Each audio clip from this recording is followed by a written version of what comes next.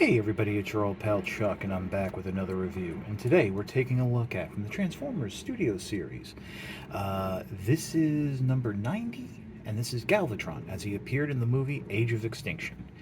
I got this figure off of Amazon, and it's actually shipping from there now. I don't know if it's still in stock. I actually had a pre-order, said it was coming, I want to say closer to the end of August, September, but it got bumped up quick, along with Leader Class Studio Series 86 Sludge.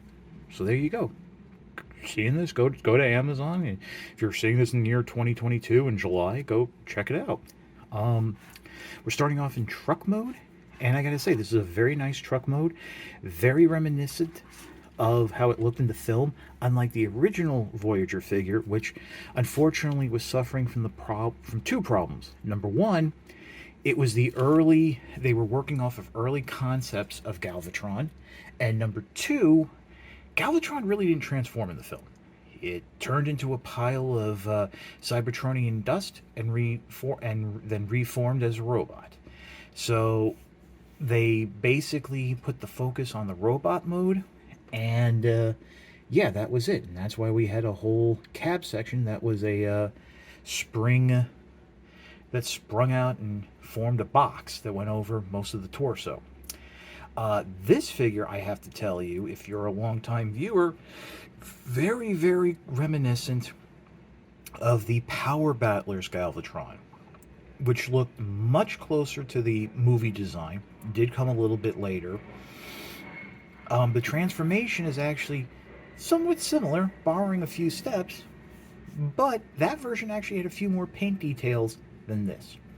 Another thing I want to touch upon about the vehicle mode as we come around the back here is this section right here. Now, from certain angles in the preview pictures, yeah, I can understand it looks a little messy. It doesn't look good, but in hand, and it's really, even through my lens, it's not coming off that well. In hand, it just kind of looks like a folded up trailer hitch. Sure, there's a little bit more robot kibble here. You have this flap trying to cover up some stuff, but for what it is, I think the designers this time did a good job trying to replicate that design from the Galvatron design from the film, which was very hard to do. Am I a fan of it? Absolutely not. I don't like the movie designs. The robot mode just looks far too organic for me, but we'll get there when we get there. I am impressed, though, that it rolls very nicely on many surfaces, and it has complete and total weapon and accessory storage. But we'll get more into that when we get into the transformation, which we're going to do right now. Okay, I've adjusted the camera slightly.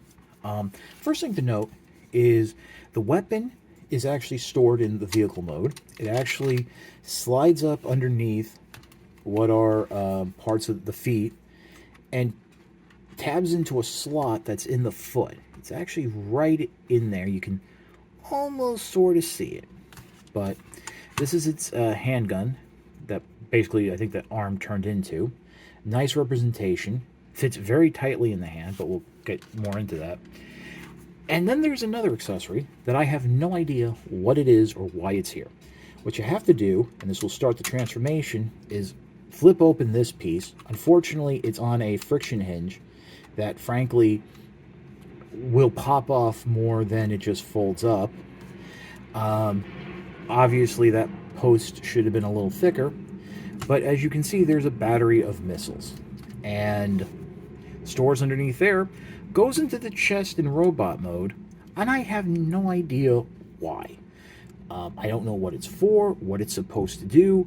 The missiles, this pegs in this way into chest mode, so it's not like they're facing out to launch out through the chest. So, yeah, there's that. Okay, so having gone ahead and started to removing the accessories, that's actually starting the transformation. You want to leave that flap open, and if it's already done, go ahead and start flipping up that front section here. You know, just all the way up, just like that. Next, what you want to do, and I will say going from vehicle mode to robot mode is a little bit easier. The instructions make the transformation from robot to vehicle look a lot harder than it is, and I think when you see what I'm doing here, you'll catch on to it. But it's complicated, but not that difficult. Come around the side here and unpeg and fold these sections down. They really don't tab into anything on the sides of the wheel here. They just sit there. The next step, what you want to do is begin, you want to unpop these front panels from the side here. And this is basically what makes part of the, you can go ahead and also fold down those wheel sections. That might help. And you're just going to detach, unpeg, and basically swivel them out of the way, just like that. Do the same thing here. Unpeg, swivel it out of the way. And at that point, what you can do is separate the legs. Let's just bring these in. Actually, before you bring those in, we're going to transform the feet. Rotate that section down, just like that. That will allow you to, and then fold it out flat, like that. At the same time, flip in that rear wheel. That will then allow you to come up, bring the foot back up, and then rotate the toe piece out. So you're basically looking at it splayed like that, and then fold the pieces together to form the foot. And then really just to finish off the leg, rotate this section down, fold that panel down. This will form the outer part of the robot leg, the knee section. Come around underneath. Now, I have to admit, I didn't notice when I took it out of the box. This panel folds over like this. My gut tells me it's actually supposed to fold in, and that tab goes into the groove, the hollow groove of that wheel. It just feels better, and looks to hold the wheel, that panel in place. So let's do it again on this side. Rotate that down, fold it out, bring that section out, rotate that toe section up, fold the whole foot section up, and then fold everything down and allow it to peg together.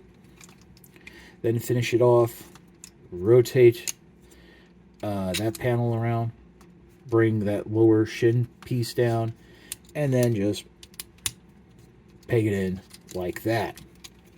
Now, when you're done, now obviously you've moved the legs around a bit just to give yourself some room. That's fine. But when you're done, you're going to be in sort of like this position. What you then want to do is you're going to fold the figure up at the waist, and this section is going to tightly snap into what was the front of the cab.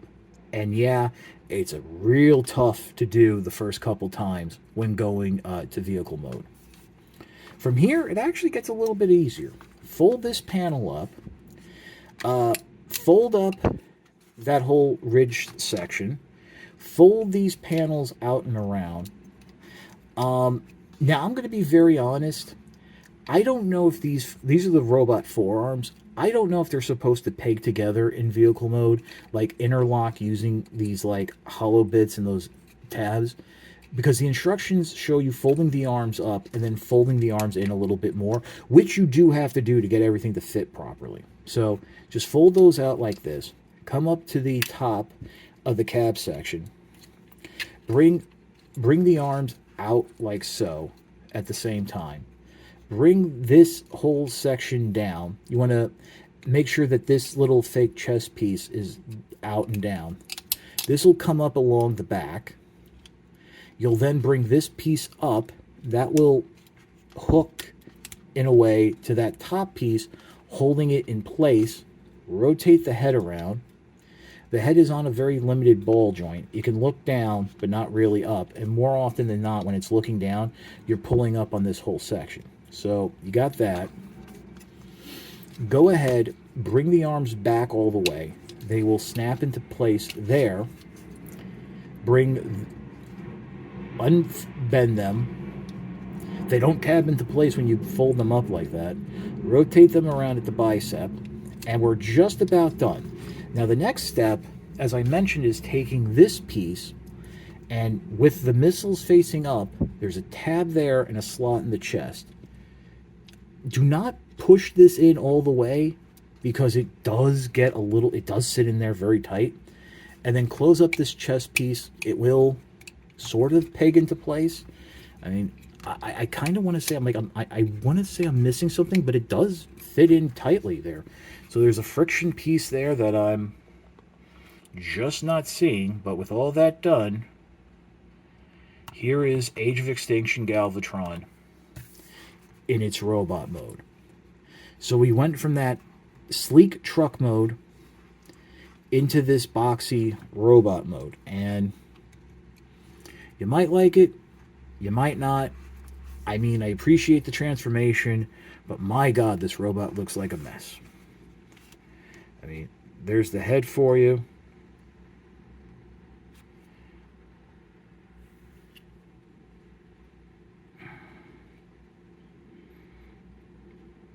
I mean, zoom in a little here. Yeah. Not pretty. Not too bad, but, you know, it's, I think I see a face. I do appreciate the bronze detailing there on the chest, but it's a lot of greeble, a lot of techno-organic stuff that I'm just not a fan of. I mean, if you're down with it, that's great. For his weapon, again, it really is only meant to go into the right hand. So gently, and again, don't press it down too far, because it's really tough to get out, but it does fit in like so. And yeah, in terms of articulation, you got universal joints at the hips, deep knee bend.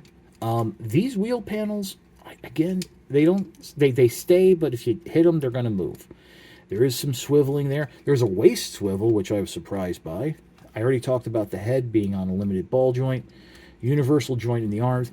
These really remind me of the Power Battler figure. And you do have some ankle articulation and a little bit of forward and back wiggle. So you can get Galvatron in some poses, but it is a little messy. Not gonna lie. There are parts to this transformation that I find needlessly complex. You might not. But again, that's just me. So we'll pause and we'll come back with my final thoughts. I'm not going to lie. Galvatron looks like a beast.